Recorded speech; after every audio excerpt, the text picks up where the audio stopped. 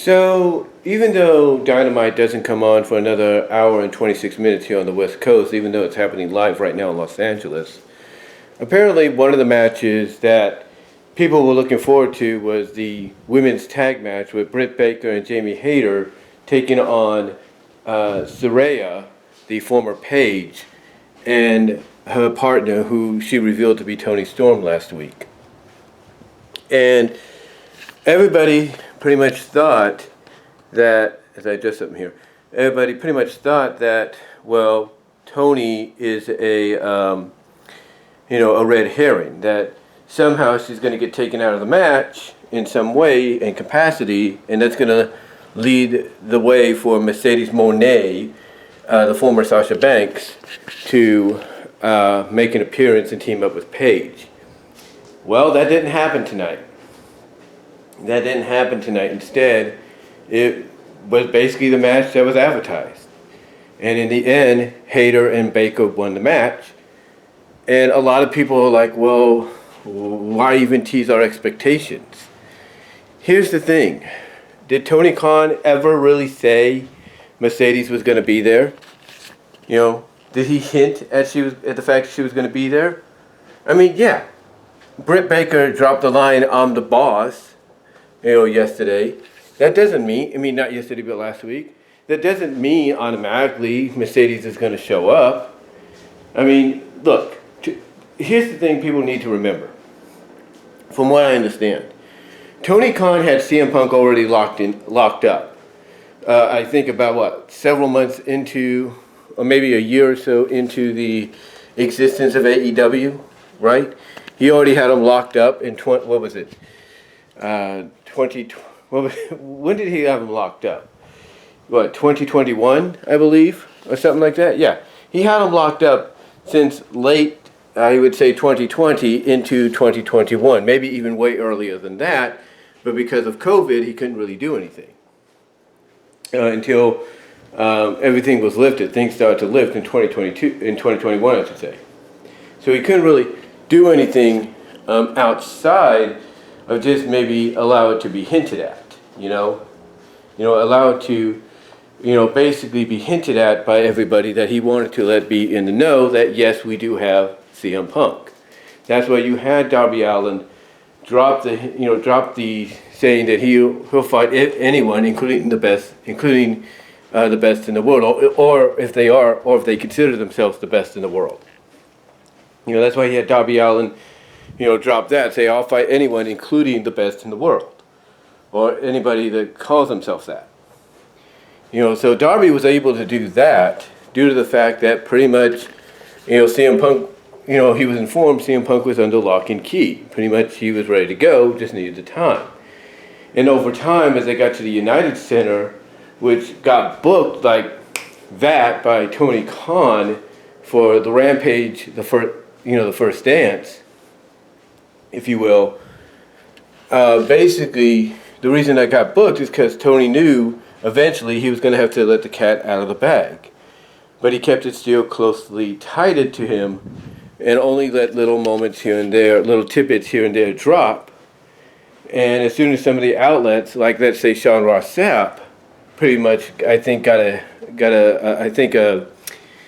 taste of it, if you will, that's when pretty much everybody, knowing that he's a reliable source along with, PW Insider and stuff and Fightful, people pretty much knew, Punk's on his way. And I think even Dave Meltzer kind of hinted that, he's coming, very, very soon, to AEW. So all the hints, within AEW, when you would watch Dynamite and all that, and Rampage when it was debuting, it all hinted at the fact that he was coming, or he was going to be coming soon. And outside of it, like I said, you had resources like Sean Ross Sapp, Dave Meltzer, and Brian Alvarez, and PW Insider all kind of saying basically the same thing, that we're hearing little tidbits here and there. And when you combine that all together, pretty much that made people realize, hey, he is coming. And the moment he booked the United Center the way he did, like out of nowhere for a live Rampage, I mean, why would you book a why would you book the United Center and not the Now Arena, and that you had been booking before? Why would you book the United Center for just a solo edition of Rampage, along with some pre-taped dark elevation matches? Why would you do that? And it's all because that was Tony Khan's way of saying he is going to come. He is going to debut. All the hints we've been dropping, you were correct in guessing. That was his way of basically giving you that one last hint, a strong hint, that he had secured CM Punk. But again, he'd already secured him from a contractual standpoint long ago.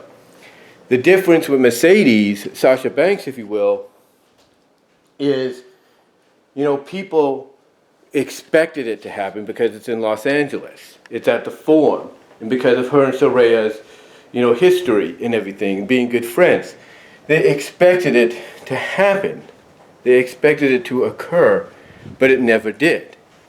And like I said, Tony Khan may have thought that, hey, I'm going to try to get this girl to show up, to be her partner and everything, and, go from there. That's why he allowed Brett to, drop the hint by saying she's the boss when it comes to her and Jamie. But he allowed that segment last week between Saraya, Tony, and Shida, to go on as planned, because he pretty much thought, in my opinion, he was going to get Mercedes as well. But here's the thing about Mercedes. She has let it be known, according to various reports, that she wasn't looking to be locked down at anything. Mercedes, everybody praises Mercedes, Sasha, if you will, for being the smart one to get out of WWE when she did, especially with what's going on right now. And she probably is. There's no doubt. But Mercedes even said it herself in the post-Wrestle Kingdom 17 Night 1 press conference. She pretty much said it herself that she is on a world domination tour. The 2023, she's going to be on a world domination tour. And what that reminds me of, basically, is the likes of Austin Aries. It reminds me of the likes of, let's say, not just Austin Aries, but of Ultimo Dragon and others, if you will. Even FTR, who's currently under AEW contract. When she says she's going to be on a world domination tour, what that tells me, she's going to go everywhere she can. She's going to go to every promotion around the world and challenge for the women's championship and win it.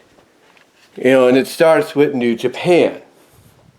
Then she might go over to AAA, then she might go back to Stardom, she might go over to the UK, win some belts there, stuff like that. She wants to basically, as one person in WWE put it, or believes, she wants to get this out of her system. Kind of like Bryan Danielson right now is in a contract with AEW up until 2025, 2026, maybe sooner, we don't know. He's in AEW because he wants to wrestle. He wants to wrestle in a way that he's always been known to do before he spent a decade plus in WWE. He wants to wrestle.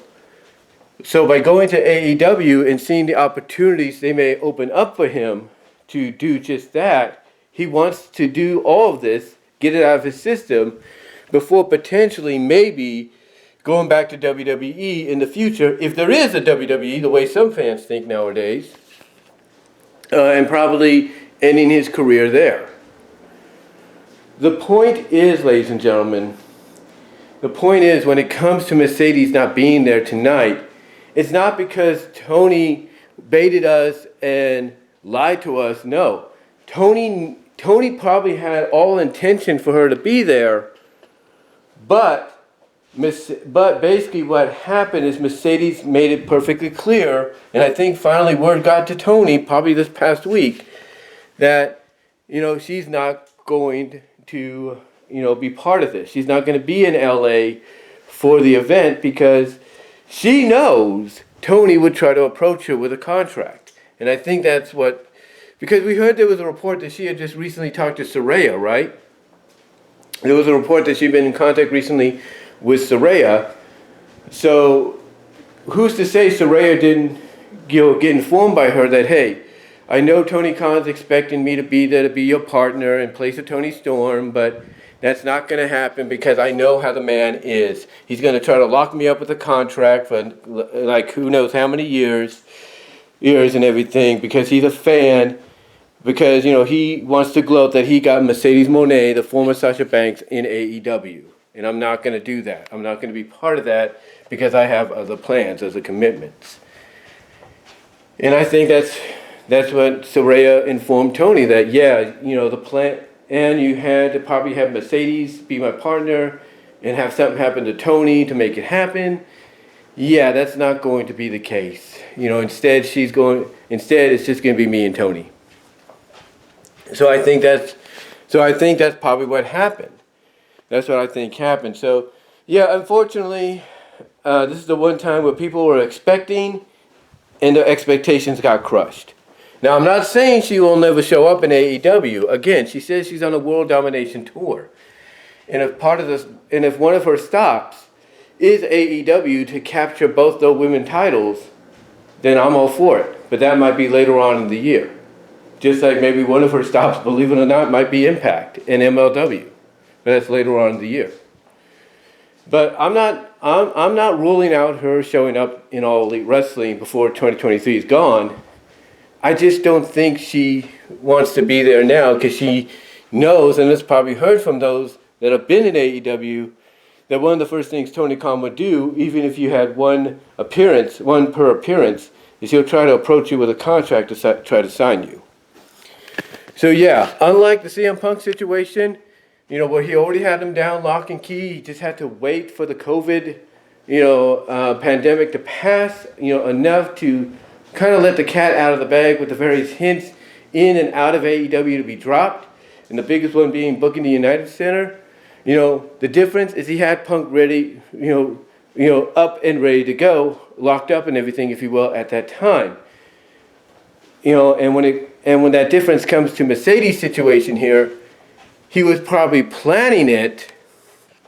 But Mercedes said, ain't gonna happen.